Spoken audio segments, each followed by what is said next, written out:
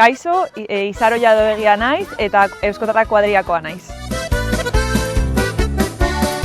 Bueno, bai, pozik, betidanik nire familiakoak Euskotarrak kuadrian parte hartu dutelako, nire osaba ere presidentea izan zen 20 urtez, eta orduan oso pozik hartzen dut kargu hau.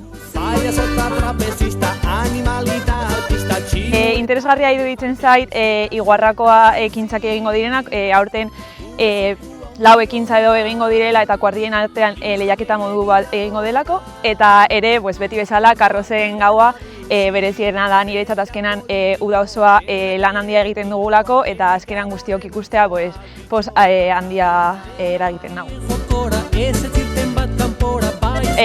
Aurten gure gaia esrek da, 3. urtea da egiten saiatzen garela. Lehenengo urtean errezelako, 2. urtean COVID hasi zelako, eta aurten 3. urtea, eta espero dugu ateratzea eta ondo ateratzea.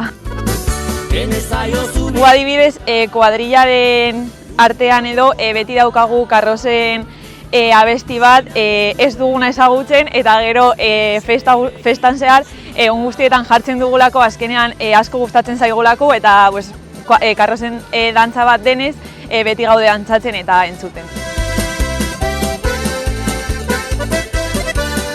Beranduago gu Euskotar, beranduago joango gara gu. Goizez, dantza adibidez, jende gutxiago dutelako. Ez.